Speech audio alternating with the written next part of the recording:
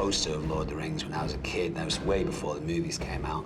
If you'd read Lord of the Rings, it was quite a cool thing, you know. My first exposure to Lord of the Rings was realizing I needed to run to the bookstore to discover something about this Tolkien, and the person in the bookstore said, "Tolkien?" I said, "Yeah," sort of feeling stupid, and they brought me over and showed me, you know, here's a whole shelf, and there you go. There's like 50 things.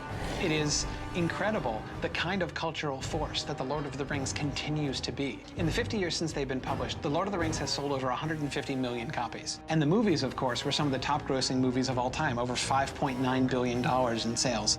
I'm a pretty big Lord of the Rings fan. I don't dress up like any of the characters, but just short of that, I love Tolkien, always have. It's the greatest fantasy thing ever. When I was a kid, we would listen to the Hobbit audio tapes and the Lord of the Rings audio tapes, and the book has always been kind of a pretty significant feature in our house. When Return of the King came out, I started crying when the opening sequences rolled. That's how big a fan I am. It's got a love story, it's got battles, it's got the fight of good against evil, it's got, you know, how do you make decisions, how do those decisions influence people around you and influence the world around you, you know? So it's a very big book in that regard. I was waiting with bated breath for the movies, probably from when I first heard they were in production. The Two Towers I probably watched at least 25 times, and I probably watched Return of the King about 30, 35 times. Fellowship of the Ring, I saw in theaters once a week for an entire month with my mom.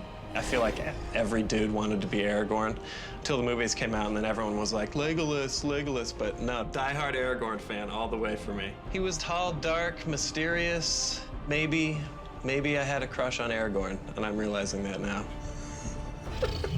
When the standoff between Gandalf and the Balrog happened, and he has that amazing line like, "You shall not pass!" And then he falls, and you're like, Gandalf died. And then you're like, no, he doesn't. He comes back as the White Wizard. Love that part, too. As much as it is about adventure and fighting and wars and everything else, ultimately what he was writing was about how precious it is to have, precious is probably the wrong word to use, precious. So I ordered from Skyball the replica of the ring, and I wore it on a necklace for about a year. That was an interesting year of my life. If you love Tolkien or Peter Jackson's movies, Lord of the Rings, The Hobbit, War in the North is just a fantastic opportunity to get to explore more of Middle-earth. It does such a good job of staying true to this world, to these characters. Within the story, we developed different personalities, and we were very conscious of trying to come up with personalities that would complement each other. And once again, that authenticity is very important. We won't be going back that way, I'm thinking. The look and feel of a game for me is a deal breaker. If the environments don't feel immersive and look great, then I get really annoyed. And I have to say that the look and feel of War in the North is beautiful. There's such an array of places where they travel to. It gives you the opportunity to see environments and explore places, things which are just names in the books. Like Fornost, for instance, the ruined city of the Dunedain. And you actually get to go and travel in it. They made you feel as if you're in the Mirkwood or running around in Mount Gundabad. These are places that you've read about or seen in the movies, and they look and feel a lot like that in the game. I like the organic feel of it, you know, the castle walls are kind of crumbling down and the bows and arrows are made of pieces of wood. You know, it's not all really slick and kind of polished.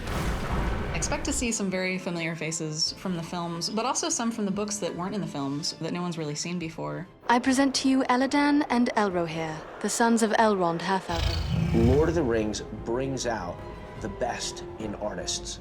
And I think this game is another example of how much it means to the people who are designing them. The second I sat down in front of the game, I knew I was playing a Lord of the Rings game. If it didn't say it was a Lord of the Rings game, I'd say, why are these guys ripping off Lord of the Rings?